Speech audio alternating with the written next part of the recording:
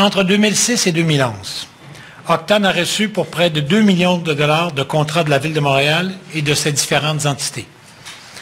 Pendant la même période, Morrow Communications a reçu pour plus de 400 000 dollars de contrats. La liste de ces contrats vous a été remise par notre service des communications. Vous l'avez tous en main. La perquisition de l'UPAC de cette semaine était, selon plusieurs sources, destinée à enquêter sur les contrats que Groupe CJB Octane a obtenus par la Ville de Montréal. Nous allons envoyer à l'UPAC l'ensemble des documents que nous avons obtenus par l'accès à l'information en janvier 2012.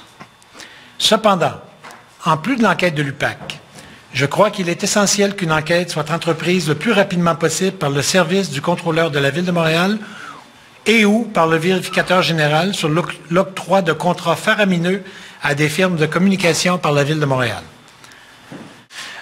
Nous, on comprend simplement qu'une fois que ce sujet des relations potentiellement incestueuses entre le parti politique Union Montréal et la Ville de Montréal vis-à-vis de ces firmes de communication, du moment que ce sujet arrive sur la place publique, ce qui a été le cas de manière assez fracassante il y a 2 jours, alors nous, on a des informations qui sont quand même, à notre sens, précieuses et très parlantes, que nous communiquons à l'UPAC et sur lesquelles nous demandons aux vérificateurs et ou aux contrôleurs d'enquêter. Mais je pense que les 2 séries se complètent.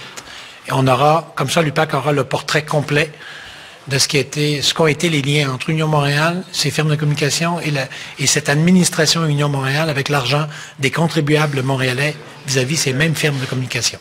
Voilà donc Richard Bergeron et François Limoges de Projet Montréal qui donnent ce point de presse et qui font état donc de contrats de publicité et de contrats accordés à des firmes de communication. 2 firmes, Octane, l'ancienne CJB, qui était à l'origine, semble-t-il, selon certains médias, de la perquisition de l'UPAC dans le cas de CJB, de la perquisition d'avant-hier à l'Hôtel de Ville. On cherche, semble-t-il, des contrats ou un contrat que cette firme aurait obtenu dans les années 2000.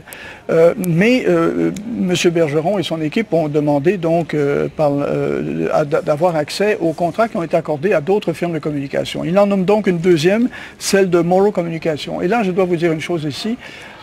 André Morrow de Morrow Communications est le conjoint de Lisa.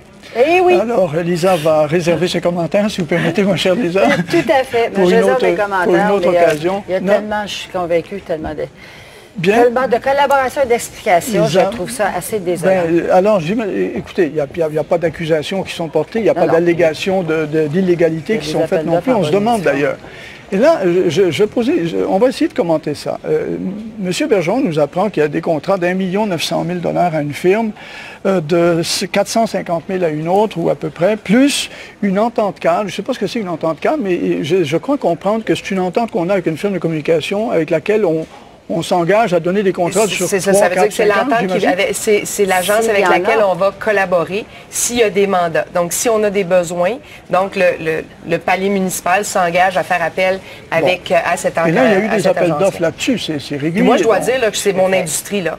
Hein? Ouais. Moi, je travaille dans ce secteur d'activité-là. Je suis partenaire d'une agence de relations publiques qui s'appelle TACT Intelligence Conseil. Alors là, moi c'est important. Puis vous répondez à des appels d'offres? On répond à des appels d'offres de ce genre-là, mais plus des appels d'offres privés que des appels d'offres publics. Mais on fait aussi, on répond à des appels d'offres publics. En fait, ça fait partie de la grande catégorie d'achat de biens et services des administrations publiques. Donc ça, c'est un service.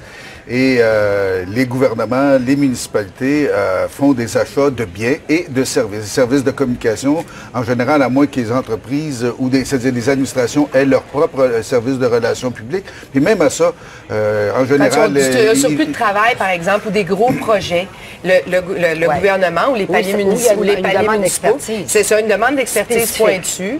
Là, le gouvernement va décider d'aller en appel d'offres. Au gouvernement du Québec, il y a 3 paliers, par exemple, de contrats pour lesquels on est allé en appel d'offres. On a fait ce qu'on appelle un pool, donc je ne sais pas le bon mot en français, mais il y a par exemple 3 agences pour les mandats de moins de 25 000 $ qui sont ciblées, ce qui fait en sorte que quand un ministère a besoin d'aller puiser dans de l'expertise supplémentaire ou des ressources supplémentaires, elle fait appel à ces agences-là. Votre opinion, Marie et Jean-Pierre, là-dessus, Lisa, je vous demande encore une fois... Non, j'aurais juste aimé, par contre, que sur le 1,5 million, M. Bergeron sait exactement combien ont été donnés par la Ville. Ça, ce sera à M. Moreau et à son agence de répondre. Là, je vous demande, tout à fait, mais encore une fois, laissons, ces gens-là vont être interrogés, j'imagine bien, des gens d'Octane et de Moreau Communication. Est-ce que c'est anormal qu'une Ville donne 1 900 000 $ de contrat de publicité sur 5 ans? C'est pas de publicité, ça, c'est de relations publiques. De relations publiques, là.